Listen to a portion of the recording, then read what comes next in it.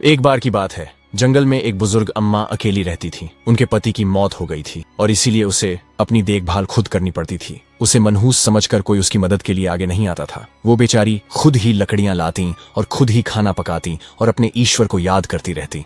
एक दिन अपनी झोंपड़ी के आसपास सफाई करते हुए उसे एक लाल नीले रंग का अंडा मिला। अंडा आम अंडों से कुछ बड़ा था। पहले उसे लगा कि किसी बड़े से पक्षी का अंडा होगा तो उसने अंडे को पेड़ के किनारे छोड़ दिया, लेकिन 2 दिन के बाद भी अंडा वहीं पड़ा मिला। फिर उसने एक हंसिनी के अंडों के साथ इसे रख दिया। उस महिला को भी उत्सुकता थी कि अंडे से क्या निकलेगा। कुछ दिन बाद हंसिनी के अंडों से बच्चे निकले, लेकिन ये बड़ा अंडा वहीं रह गया। हंसिनी बच्चों को खाना खिलाती और बचे वक्त में उस अंडे को सेती थी। फिर एक दिन बुजुर्ग अम्मा हैरान हो गई क्योंकि उस लाल नीले रंग के अंडे से छोटा सा बच्चा निकला। अम्मा ने बिना सोचे समझे उस बच्चे को उठा लिया और गाय का दूध उस बच्चे के मुंह में रुई से डाला। अम्मा ने बच्चे का नाम रख दिया बाला। बाला सोता कम था और रोता ज्यादा था। शायद वो ज्यादा भूखा था, इसलिए अम्मा ने अपने हिस्से का दूध भी उसे बच्चे को पिला दिया। जैसा कि आम बच्चों के साथ होता है कि वो करीब 1 साल में चलना शुरू करते हैं, लेकिन बाला ने एक हफ्ते में ही चलना शुरू कर दिया। अम्मा के दिन बदल गए क्योंकि बाला बहुत तेजी से बड़ा हुआ। वो अम्मा के साथ घर के काम में हाथ बटाने लगा। उनका अकेलापन भी दूर हो गया। अब घर में वो खुशियां दौड़ रही थीं, लेकिन बाला खुशियों से भी तेज दौड़ रहा था। लेकिन बच्चे की बड़े होने की रफ्तार से खुद अम्मा को डर लगता था। 5 साल का होते होते बाला इतना बड़ा हो गया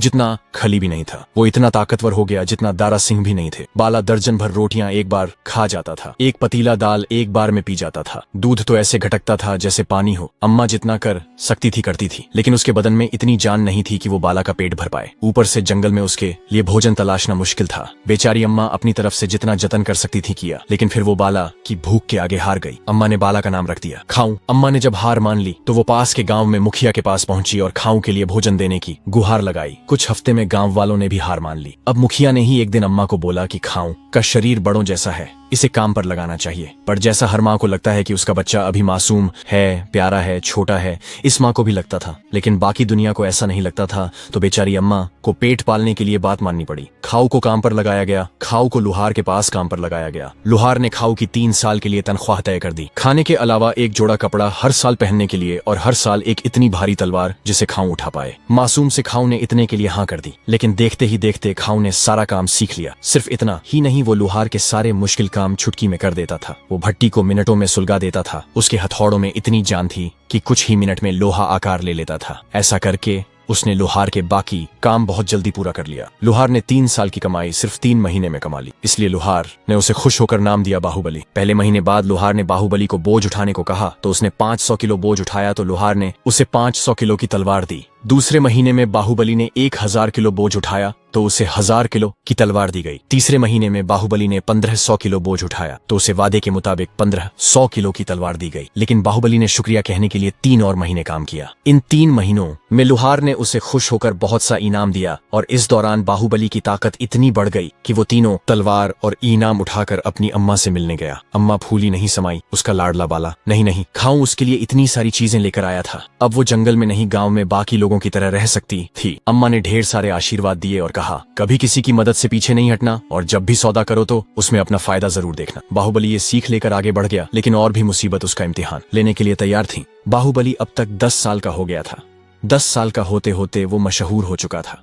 आसपास के गांवों से ख्याति दूर दूर तक फैलने लगी थी, लेकिन कोई जानता नहीं था कि बाहुबली दिखता कैसा है। बेचारा बाहुबली अपनी अम्मा से बहुत प्यार करता था। वो उनके लिए कुछ करना चाहता था। वो शरीर से बड़ा था, लेकिन दिल तो बच्चे का ही था, लेकिन दिमाग तेज था। बेचारा जंगल जंगल नौकरी के लिए भटकता रहा। कोई उसे काम देने को तैयार नहीं था। कोई उसके शरीर से डर जाता था तो कोई उसके व्यवहार से पीछे हट जाता था। पर खुदकिस्मती से एक छोटे से इलाके के सामंत ने उसे काम पर रख लिया। उससे पहले दिन पूरे महीने की लकड़ियां जुटाने का काम मिला। उन दिनों लकड़ियां जलाकर ही खाना बनता था। बाहुबली गाड़ी में बैठकर घने जंगल में पहुंचा। उसके साथ कई और लोग भी थे। रास्ते में उसके साथ ही खाना खाने बैठ गए। साथ में बाहुबली भी बैठ गया। बाकियों का पेट भर गया, लेकिन बाहुबली देर तक खाना खाता रहा। उसने खुद भी खाया, फिर अपने बैलों को भी खाना खिलाया, उनका ध्यान रखा। तब उसका ध्यान गया कि उसके साथी उसे छोड़कर जा चुके हैं। वो थोड़ा घबराया, फिर जल्दबाजी में उसने आसपास के कई पेड़ उखाड़े, जड़ों समेत उखाड़े और वापस चल दिया। लेकिन उसने इतने बड़े पेड़ बैलगाड़ी पर नहीं लादे, उन्हें कंधे पर उठाकर चल दिया। आगे आगे बैलगाड़ी गाड़ी थी और पीछे पीछे बाहुबली। बैलों ने उसे मंजिल तक पहुंचा दिया। उसने पहुंचकर देखा कि उसका कोई साथी अब तक नहीं आया था। आते भी कैसे? उनके तो पेड़ काटने से फिर उन्हें छोटा छोटा कर गाड़ियों पर लादना था। फिर इतने भारी बोझ के साथ गाड़ी भी तो धीमे धीमे चलती है। बाहुबली को देखकर बाकी सब हैरान रह गए, पर किसी ने कहा कुछ नहीं। अगले दिन बाहुबली को मक्के की फसल से दाने अलग करने को कहा गया, यानी भुट्टे के दाने। पूरे खेत से भुट्टे तोड़ कर लाए गए थे। बाकी सभी लोग एक एक दाने को अलग कर रहे थे, पर बाहुबली बड़ा सा पत्थर लाया और उससे भुट्टों पर चलाया, जिससे उसके दाने ढीले हो गए। फिर अनाज गृह की छत पर छोटे छेद कर दिए, जिसमें वो भुट्टे डालता था तो तेज फूंक से दाने अंदर गिर जाते थे और बाकी छिलका बाहर उड़ जाता था। सभी लोग उसकी तेजी देखकर हैरान थे। सामंत भी हैरान था। वो सीढ़ी पर चढ़कर देख रहा था कि आखिर बाहुबली कैसे काम कर रहा है। इतने में बाहुबली ने भुट्टा डाला और फिर हवा मारी, लेकिन इस बार छिलके और धूल सामंत की आंखों में आ गिरी और वो हड़बड़ाकर सीढ़ियों से नीचे गिर गया। उसका सिर पर पत्थर पर जाकर लगा और वो मरते मरते बचा। बाप रे बाप, ये इंसान है या दैत्य? उसने तुरंत बाहुबली को नौकरी से निकालने का फैसला कर लिया, लेकिन सवाल ये था कि पेड़ों को उखाड़ कर ला सकता है, उसे नौकरी से जाने को कैसे कहें? जो फूंक से भुट्टों में से दाने अलग कर सकता है, उसे अचानक नौकरी से कैसे निकाल दें? जो अपने साथ 1500 किलो की तलवार रखता है, उससे पंगा लेना ठीक नहीं। न बाबा ना, ये उससे कहेगा कौन? सामंत ने उसे फिर समझाया कि उसकी जगह राजा के दरबार में है। सामंत ने उसे सौदे का ऑफर दिया कि उसे 1 महीने की तनख्वाह दी जाएगी। फिर बाहुबली को माँ की सीख याद आई कि जब भी सौदा करो अपना फायदा जरूर देखना। उसने सोचा पिछले 1 साल से उसे किसी ने काम नहीं दिया, अब फिर वैसा हुआ तो इसलिए उसने 1 साल नहीं 2 साल की सैलरी मांगी। सामंत ने डरते डरते हाँ कर दी, बस शर्त एक की, वो चुपचाप उसके पास से चला जाएगा। बाहुबली ने हाँ कर दी और साथ में शर्त भी लगा दी कि उसे घर छोड़ने का इंतजाम किया जाए। सामंत ने तुरंत ही 7 घोड़ों की गाड़ी सजाई और खूब सारा पैसा देकर विदा किया। बाहुबली अम्मा के पास पहुंचा तो अम्मा बहुत खुश हुई। इस बार बाहुबली इतना पैसा लाया था कि अम्मा का घर अब शहर में हो गया। उसके पास नौकर चाकर हो गए। अम्मा बहुत खुश थी क्योंकि उसका ध्यान रखने वाला बेटा उसके पास है। कुछ साल बाहुबली ने तलवार चलानी सीखी और बहुत से करतब भी, लेकिन धीरे धीरे पैसा खत्म होने लगा तो वो फिर से काम के लिए निकल पड़ा। अब बाहुबली ज्यादा समझदार था। वो 16 साल का हो चुका था, लेकिन बढ़ती उम्र के साथ मुसीबत भी तो बढ़ती रहती है और कुछ ऐसा ही बाहुबली के साथ होने जा रहा था। बाहुबली अपनी तलवार उठाकर चल दिया। बाहुबली कि मन में उमंगे हिलारें ले रही थीं। बाहुबली को नौकरी की जरूरत थी।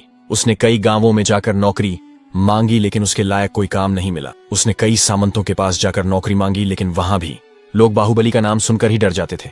बाहुबली घूम फिरकर वापस लोहार के पास आकर बैठ गया। उसने मना करने के बाद भी लोहार के साथ काम में खूब हाथ बटाया। तब लोहार ने उसकी तलवार की धार ऐसी कर दी जिससे रुई भी कट जाए। लोहार ने ही उसे राज्य के सेनापति के पास भेजा। सेनापति राजा से बगावत करने के लिए चोरी छिपे सेना बना रहा था। उसने 3 तलवार वाले बाहुबली की तलवार चलाने की परीक्षा ली। बाहुबली ने अपनी सबसे छोटी तलवार से युद्ध कौशल दिखाया। तब सेनापति ने उसे 100 लोगों की प्रतियोगिता में उतार दिया। बाहुबली ने अपनी 500 किलो वाली तलवार निकाली तो 99 तो उस तलवार से डरकर ही प्रतियोगिता से बाहर हो गए। सिर्फ एक बचा, वो तो बाहुबली खुद था। सेनापति ने उसकी परीक्षा को और बड़ा कर दिया।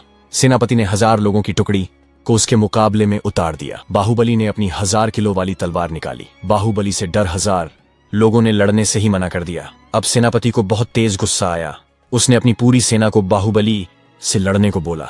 उसकी सेना में हाथी थे, घोड़े थे, पैदल सैनिक थे। तब बाहुबली ने अपनी 1500 किलो की तलवार निकाली और जोर से हुंकार भरी। हाथियों ने रास्ता बदल दिया और घोड़े कूदकर दूसरी तरफ भाग गए। पैदल सैनिकों ने भी लड़ने से मना कर दिया। अब सेनापति के सामने 2 रास्ते थे, या तो बाहुबली को सेनापति बना दे या फिर उसे किसी तरह सेना से निकाल दे। तब सेनापति बाहुबली से सौदा किया। उसने बाहुबली को उसकी सेना से और राजा से दूर रहने को कहा। बाहुबली सौदे का मतलब जानता था।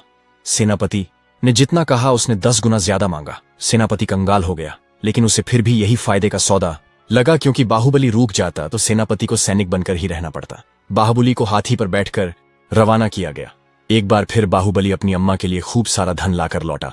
अब उसने अपनी अम्मा के लिए महल बनवाया। उसने वो पूरा शहर ही खरीद लिया। अम्मा अब खुश थी, लेकिन इस बार उसका धन खत्म नहीं हुआ। लेकिन अब वो बेचैन रहने लगा। उसे कुछ करके दिखाना था, नाम कमाना था, लेकिन पूरे राज्य में उसे सब खतरा मानने लगे थे। तभी नौकरी मिलेगी तो कैसे? अब तो एक ही उम्मीद थी राजा से, लेकिन सेनापति से उसने सौदा किया था कि वो राजा से दूर रहेगा। ऐसे में वो राजा के पास कैसे जाएगा? यही सोचकर वो उदास रहने लगा। फिर एक दिन कुछ ऐसा हुआ जिसने पूरे राज्य को हैरान कर दिया। ऐसी मुसीबत, बाप रे बाप। बाहुबली को भी वही पता लगा जो राज्य में बाकी सभी को पता था। राजा मुसीबत में था क्योंकि उसकी तीनों राजकुमारियों की मौत होने वाली थी। दरअसल हुआ ये कि राजा एक बार समुद्र में नौकायन के लिए गया था। उसके साथ कई जहाज भी थे, लेकिन रास्ते में ऐसा तूफान आया कि सारे जहाज डूबने लगे। राजा का जहाज भी डूबने के कगार पर था। तभी राजा को दिखाई दिया कि उनके जहाजों को दरअसल कई सिरों ने घेरा हुआ था। वो सिर अपने मनोरंजन के लिए कुछ खोज रहे थे। ये सिर राक्षसों के थे। ऐसे में राजा ने उनसे वादा किया कि अगर वो उनके जहाजों को किनारे तक पहुंचने देंगे तो जो सबसे पहले सामने आएगा उसे इन राक्षसों को मनोरंजन के लिए सौंप देंगे। राजा को अपनी युक्ति पर बड़ा गर्व हुआ,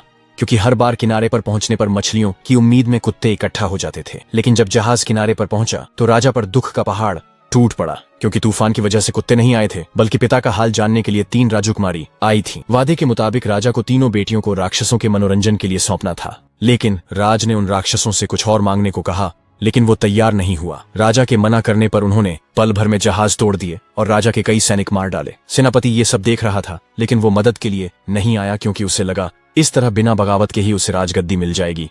आखिरकार राजा को कुछ दिन का वक्त मांगने पर कामयाब रहा। तय हुआ कि हर रात जब समुद्र ज्वार पर होगा तब एक राक्षस आएगा और एक राजकुमारी को अपने मनोरंजन के लिए ले जाएगा। बाहुबली ने भी ये कहानी सुन रखी थी। सेनापति से उसने राजा से न मिलने का वादा किया था, लेकिन राजा की मदद न करने का वादा थोड़े ही किया था, और अम्मा ने भी उसे सभी की मदद करने की बात कही थी। यही सोचकर वो राजा की मदद के लिए चल दिया। वहीं राजा ने ऐलान कर दिया था कि जो भी कोई उसकी बेटी को छुड़ा लाएगा वो बेटी की शादी उसी जाबांज के साथ कर देगा। बेटियों को छुड़ाने का जिम्मा सेनापति ने खुद उठाया, लेकिन उसकी इच्छा थी कि तीनों राजकुमारियों के जाने के बाद वो खुद राजा को हटाकर राजा बन जाएगा। पहली रात सेनापति सबसे बड़ी राजकुमारी को लेकर निकला। शाही बग्घी में राजकुमारी को समुद्र किनारे ले जाया गया, लेकिन सेनापति चालाकी से समुद्र किनारे तक गया ही नहीं। बग्घी पर बड़ी राजकुमारी अकेली बैठी राक्षस का इंतजार कर रही थी। तभी समुद्र किनारे पर बाहुबली पहुंच गया। राजकुमारी गीत गा रही थी। बाहुबली उसी के पास जाकर बैठ गया। बाहुबली के बाल बिखरे हुए थे। राजकुमारी ने अपने पास से कंघी निकाली और बाहुबली के बालों को कंघी की, फिर उसके बालों को अपने रिबन से बांध दिया। इतने में समुद्र से राक्षस निकला। वो विशाल था और उसके 5 सिर थे। देखने में वो भयानक लग रहा था, लेकिन बाहुबली ने उससे लड़ाई की। आखिरकार अपनी 500 किलो वाली तलवार उठाई और उसके 5 सिर काट दिए। राजकुमारी ये देखकर बेहोश हो गई। राजकुमारी को बग्घी में लिटाकर बाहुबली अपना काम कर वापस चला गया। जब नींद खुली तो राजकुमारी वापस महल में थी। पता लगा, ये अफवाह फैला दी गई कि बड़ी राजकुमारी को सेनापति ने बचाया है। नियम के मुताबिक अब राजा को सेनापति से बड़ी बेटी की शादी करनी थी, यानी बिना खून खराबे के सेनापति ही अब राजा का वारिस होने जा रहा था। राजकुमारी को ये अच्छा नहीं लगा, लेकिन सेनापति ने उसे डराकर चुप करा दिया। अगली रात बारी मंझली राजकुमारी के जाने की थी। राजा को उम्मीद कि सेनापति इस बार भी उसकी बेटी को बचा लेगा। अगली बार भी वही हुआ। सेनापति मंझली राजकुमारी को लेकर निकला, लेकिन समुद्र किनारे छोड़कर वापस लौट आया। मंझली राजकुमारी समुद्र किनारे बैठकर अपनी किस्मत का इंतजार कर रही थी। बैठी बैठी वो गीत गा रही थी। उसके गीत बड़ी राजकुमारी से भी ज्यादा सुरीले थे, लेकिन उसकी आंखों से आंसू टपक रहे थे। इतने में बाहुबली भी वहां पहुंच गया। वो उसके गीत सुन रहा था। गीत गाते गाते मंझली राजकुमारी ने देखा कि बाहुबली के चोट लगी हुई थी। उसने अपने रिबन उतारे और बाहुबली की चोट पर बांध दिए। इतने में दूसरा राक्षस भी पानी से निकला और मंझली राजकुमारी की तरफ बढ़ने लगा। ये राक्षस पहले से भी भयानक था, पहले से भी विशाल, और इस राक्षस के 10 सिर थे। बाहुबली ने इस राक्षस के साथ और जबरदस्त लड़ाई की। फिर अपनी 1000 किलो वाली तलवार से राक्षस के सभी 10 सिर काट दिए। मंझली राजकुमारी ये देखकर बेहोश हो गई। राजकुमारी तो बग्घी में लिटाकर बाहुबली वापस लौट गया, लेकिन तीसरा राक्षस दूर से ये सब देख रहा था। अगली रात वो ज्यादा तैयारी के साथ आने वाला था। क्या बाहुबली उसका सामना कर पाएगा? तीसरी रात भी वही हुआ। सेनापति सबसे छोटी राजकुमारी की बग्घी लेकर समुद्र किनारे पहुंचा। वो छोटी राजकुमारी को समुद्र किनारे छोड़कर लौट गया। सबसे छोटी राजकुमारी के गीत सबसे ज्यादा सुरीले थे। उसके गीत सुनकर आसपास के पक्षी भी इकट्ठी हो गए। समुद्र किनारे मछलियों का जमघट लग गया। बाहुबली भी समुद्र किनारे ही आ रहा था। छोटी राजकुमारी के दर्द भरे गीत को सुनकर उसकी भी आंखें भीग गईं। बाहुबली को कई चोट लग चुकी थीं। उसके बालों में बड़ी राजकुमारी का रिबन बंधा था, तो कंधे की चोट पर मझली राजकुमारी का रिबन बंधा था। छोटी राजकुमारी ये देखते ही समझ गई कि दोनों राजकुमारियों को बचाने वाला यही बाहुबली है, पर वो कुछ कह पाती इससे पहले ही राक्षस समुद्र किनारे तक आ पहुंचा। उसे देखते ही मछलियां पानी में लौट गई और सारे पक्षी डरकर उड़ गए। समुद्र किनारे पर छोटी राजकुमारी बाहुबली के साथ अकेले रह गई। तीसरा राक्षस बीती रात सब देख चुका था। वो गुस्से के साथ ज्यादा तैयारी करके आया। बाहुबली को इसका बिल्कुल भी अंदाजा नहीं था। ये राक्षस पहले दोनों राक्षसों से बड़ा था और भयानक भी। इसके 15 सिर थे। जैसे ही राक्षस ने राजकुमारी को लेने के लिए हाथ बढ़ाया, बाहुबली ने अपनी 1500 किलो की तलवार के साथ सिर कलम करने शुरू कर दिए। लेकिन उस राक्षस का 15वां सिर बाहुबली नहीं काट पाया और एक सिर बचा राक्षस छोटी राजकुमारी को लेकर समुद्र में चला गया। छोटी राजकुमारी ने बाहुबली का साहस और कोशिश देखी थी। वो मदद के लिए चिल्लाती रही, लेकिन बाहुबली कुछ नहीं कर पाया। वो लड़ लड़कर अधमरा होकर समुद्र किनारे पड़ा था। उसकी हिम्मत टूट चुकी थी। वो निढाल हो गया। उसे लगने लगा कि जैसे वो बिल्कुल निकम्मा है, किसी काम का नहीं। समुद्र से घर जाते वक्त उसे कंधे पर बोझ ला दे। एक आदमी मिला। बाहुबली ने उसकी मदद की, उसका बोझ आसानी से उठा लिया। तब उस शख्स ने कहा, तुम बहुत ताकतवर हो। बाहुबली ने कहा, नहीं महोदय, मैं ताकतवर नहीं हूं। फिर उस शख्स ने बाहुबली को खाऊ नाम के बच्चे की कहानी सुनाई, जिसने लोहार का 3 साल का काम 3 महीने में खत्म कर दिया था। वो बच्चा लोहे को भी मिट्टी समझता था। उस जैसा ताकतवर कोई नहीं था। बाहुबली ने विनम्रता से कहा कि वो बच्चा खाऊं मैं ही हूं। बाहुबली ने उसे पूरी कहानी बताई तो उस पर उस आदमी ने उसे गले से लगा लिया। कहा, मैं भी अब से तुम्हारे साथ रहूंगा। लेकिन बाहुबली अब तक हिम्मत नहीं जुटा पाया था। रास्ते में आते वक्त एक बैलगाड़ी कीचड़ में फंसी मिली। बैलगाड़ी सवार कोशिश कर करके हार गया था। बाहुबली ने एक हाथ से बैलगाड़ी को कीचड़ से निकाल लिया। उस शख्स ने कहा कि तुम बहुत शक्तिशाली हो। बाहुबली ने विनम्रता से कहा, नहीं महोदय, मैं शक्तिशाली नहीं हूं। फिर उस शख्स ने दोनों को गाड़ी में बैठाया और एक 10 साल के बच्चे की कहानी सुनाई, जो पेड़ों को कंधे पर उठाकर सामंत के पास लाया था। ऐसा बालक जिससे सामंत भी डर गया था। इस पर बाहुबली ने कहा कि वो बच्चा मैं ही हूं। फिर बाहुबली ने उसे भी कहानी बताई तो वो शख्स भी उन दोनों के साथ हो लिया। रास्ते में एक विशाल गरुड़ अधमरा पड़ा था। उसमें उठने की हालत नहीं थी। तीनों ने मिलकर उसे गाड़ी में रखा। उसके मुंह में पानी डाला। कुछ दूर जाने पर गरुड़ की जान में जान आई और पंख हिलाते हुए वो आसमान में उड़ गया। उसके पंखों की हवा इतनी तेज थी कि बैलगाड़ी भी हिल गई। उसके पंखों की ताकत से बाहुबली को अचानक ही एक सच का एहसास हुआ। उसे एहसास हुआ कि गरुड़ का काम उड़ना है, हार मानना नहीं, और उसका काम लड़ना है, हार मानना नहीं। तभी उसने ठान लिया कि वो राजकुमारी को छुड़ाकर ही लाएगा। वैसे भी अब वो अकेला नहीं था। 2 साथी उसके लिए जान जोखिम में डालने को तैयार थे। अगली सुबह वो लोहार के पास पहुंचा और तलवार तुलवाई तो पता चला कि उसकी तलवार 1499 किलो की थी, यानी 1500 से एक कम, जिस वजह से राक्षस बच निकला।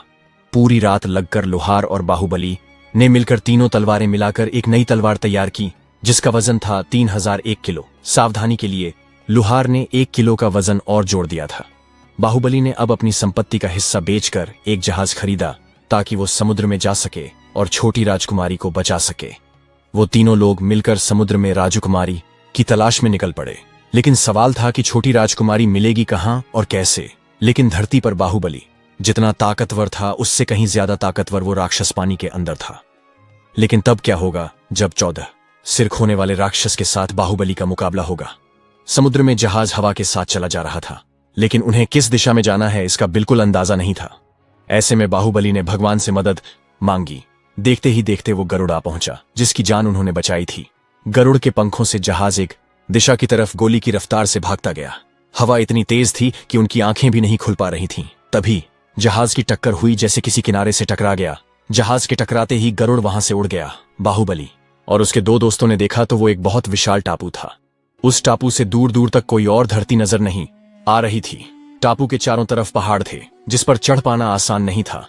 लेकिन बाहुबली दोनों को कंधे पर उठाकर उस पहाड़ पर चढ़ गया। टापू के बीचों बीच एक विशाल किले जैसा कुछ बना हुआ था। बाहुबली और उसके दोस्त छिप छिप कर अंदर पहुंचे। अंदर पहुंचने पर उन्होंने देखा कि राक्षस की बच्ची खेल रही थी। बाहुबली ने तलवार निकाल ली। उसे लगा कि बड़ा राक्षस कहीं आसपास ही होगा, लेकिन तभी उसे दिखाई दिया कि ये छोटी बच्ची छोटी राजकुमारी के साथ ही खेल रही है। राजकुमारी उसे गुड़िया जैसी लग रही थी, जिसे वो कभी प्यार से सीने पर लगाती, कभी बिस्तर पर सुलाती थी। ओह, तो राक्षसों को इस बच्ची के मनोरंजन के लिए राजकुमारी चाहिए थी। बाहुबली ने कहा, हाँ, पर यह वादा तो खुद राजा ने किया था। बाहुबली का पहला दोस्त बोला, अगर राजा कुछ और वादा करता तो राक्षस राजकुमारी को नहीं उठाते। बाहुबली का दूसरा दोस्त बोला, क्या हम कुछ ऐसा कर सकते हैं कि राजकुमारी भी छूट जाए और इस बच्ची को खेलने के लिए भी कुछ मिल जाए? बाहुबली ने कहा, हाँ, मैं बढ़ई हूं, मैं इसके लिए खिलौने बना सकता हूं। बाहुबली के पहले दोस्त ने कहा, हाँ, मैं रंग करने वाला हूं, मैं उन खिलौनों को खूबसूरत बना सकता हूं। बाहुबली के दूसरे दोस्त ने कहा, लेकिन तीनों के पास खिलौने बनाने के लिए सामान ही नहीं था। इसलिए बाहुबली ने अपने जहाज को तोड़ दिया। उन्हें इसके लिए कुछ कील और औजार भी चाहिए थे। तो बाहुबली ने अपनी तलवार तोड़कर अपने हाथों के बल से कील और औजार बना दिए। रंगों के लिए बाहुबली ने समुद्र में गोता लगाया और रंग बिरंगे पत्थरों से निचोड़कर रंग निकाले। इसके बाद तीनों ने मिलकर बहुत तेजी से खिलौने बनाने शुरू किया। उन्होंने कई झूले बनाए, नाचने वाली गुड़िया बनाई, लोहे की गाड़ियां बनाई और भी बहुत तरीके के विशाल खिलौने। वो सारे खिलौने जो बढ़ई बनाना जानता था, दूसरे दोस्त जो रंग मौजूद थे उनसे खिलौनों को बहुत खूबसूरत बना दिया। ऐसे में होना ही था उस राक्षस बच्ची का ध्यान राजकुमारी की जगह खिलौनों पर गया। पर उसे एक खिलौना चाहिए था, पालतू जानवर की तरह। राजकुमारी से उसे प्यार हो गया था, लेकिन ये मुसीबतों का अंत नहीं था। रात होते होते राक्षसों का परिवार आ पहुंचा था। उन्होंने जहाज के टुकड़े पड़े देखे तो डर कर पहाड़ों के बीच मौजूद किले में पहुंचे। यहां बाहर तलवार के टुकड़े पड़े थे। उनका डर और भी बढ़ गया। अंदर जाकर देखा तो एक से बढ़कर एक खिलौने मौजूद थे। 4 जन उस राक्षस बच्ची के साथ खेल रहे थे। ये देखकर राक्षसों का दिल भी पिघल गया। वो इंसानों से दूर रहने वाले राक्षस से, पर बेटी की खुशी के लिए उन्हें खिलौनों की जरूरत थी। बाहुबली और उसके दोस्तों ने ये मुराद पूरी कर दी। एक सिर वाला राक्षस सबसे ज्यादा गुस्सा था, लेकिन बेटी की खुशी देखकर उसके आंसू निकल गए। राक्षसों ने उसे एक मुराद मांगने को कहा तो राजकुमारी ने चारों को राजदरबार छोड़ने को कहा। राजदरबार में तब तक मातम मनाया जा रहा था। 2 राजकुमारियां तो बच गई थीं, लेकिन छोटी राजकुमारी के लिए शोक मनाया जा रहा था। सेनापति ने खुशी खुशी सारे इंतजाम किए थे। उसके मन में लड्डू फूट रहे थे कि बिना कुछ किए उसे न सिर्फ राजपाट मिलेगा, बल्कि दोनों राजकुमारियां भी उसकी हो जाएंगी। आज शोक सभा का आखिरी दिन और अगले दिन ही सादगी वाले समारोह में सेनापति की शादी दोनों राजकुमारियों से होने जा रही थी। लेकिन ऐसा होने कहां वाला था। तूफानी रफ्तार से राक्षस चारों को लेकर समुद्र से निकला और राजदरबार की तरफ बढ़ने लगा। चारों तरफ कोहराम मच गया। देखते ही देखते वो राजमहल पहुंच गया। सैनिकों ने हमला करने की तैयारी की, लेकिन तभी उनका ध्यान राजकुमारी पर गया। राजमहल में खुशी की लहर दौड़ गई। राजा, राजकुमारियां और सेनापति दौड़ दौड़ कर राजमहल की छत पर आया। तब राक्षस ने चारों को छत पर उतार दिया। राजा ने छोटी राजकुमारी को गले से लगा लिया। बाहुबली लौटकर जाने लगा तो उसे छोटी राजकुमारी ने रोक लिया। तब बाहुबली ने सेनापति से की वादे के बारे में बताया। राजा को हैरानी हुई। तब दोनों राजकुमारियों ने भी बाहुबली को उनके दिए रिबन से पहचान लिया और राजा को सब सच बता दिया। राजा को बहुत गुस्सा आया और सेनापति को राज्य से निकलने का आदेश दे दिया। सेनापति ने अपने सिपाहियों के साथ जैसे ही बगावत की, लेकिन बाहुबली ने तलवार नहीं उठाई, क्योंकि वो तो सीधे से बंधा था। उसने राक्षस को इशारा कर दिया। राक्षस सेनापति को उठाकर ले गया। सेनापति की सेना डरकर भाग गई। आजकल सेनापति राक्षस की बेटी का पालतू बना हुआ है, जो उसके साथ खिलौनों से खेलता है। चाहे दुखी होकर ही सही, उसे सही सजा मिली। बाहुबली के प्यार भरे दिल, बाजुओं की हिम्मत से राजा की मुसीबत टल चुकी थी। लेकिन अब सवाल सामने था कि राजा के वादे का क्या किया जाए। राजा ने ऐलान किया था कि जो भी उसकी बेटियों को राक्षस के चंगुल से छुड़ाएगा, उससे वो अपनी बेटी की शादी उसी से कर देगा। राजा को अपनी किसी भी बेटी के बचने की उम्मीद कम थी, लेकिन यहाँ तो बाहुबली ने उसकी तीनों बेटियों को बचा लिया। वैसे बाहुबली की बाजुओं में जितना दम हो, लेकिन वो था तो 16 साल का नवयुवक ही। बाहुबली ने हाथ जोड़कर माफी मांगी, क्योंकि उसने तो बेटियों की रक्षा शादी के लिए नहीं, बल्कि राजा की मदद के लिए की थी। राजा ने बहुत युक्ति की, लेकिन बाहुबली शादी के लिए तैयार नहीं हुआ। तब राजा ने उसे और उसके दोस्तों को बहुत सारे उपहार, हाथी, घोड़े, जेवरात देकर विदा किया। सारे सामान को संदूकों में भरकर विदा किया गया। बाहुबली सारा सामान लेकर लौट रहा था, लेकिन जाते जाते उसका दिल बहुत जोर से धड़क रहा था। रास्ते में उसकी आंखों में आंसू भी आ गए, लेकिन उसे ये एहसास नहीं था कि ये दुख और ये आंसू किस वजह से आ रहे हैं। उसे लग रहा था जैसे कुछ चीज पीछे छूट गई है, लेकिन क्या ये उसे समझ नहीं आ रहा था। वो सामान लेकर अपनी अम्मा के पास पहुंचा। अम्मा ने सामान तो देखा ही, साथ ही बाहुबली के बदन पर पड़े जख्मों को भी देखा। अम्मा भी बहुत दुखी हुई। बाहुबली को दुखी देखकर अम्मा भी दुखी थी। बाहुबली को खुश करने के लिए अम्मा ने संदूक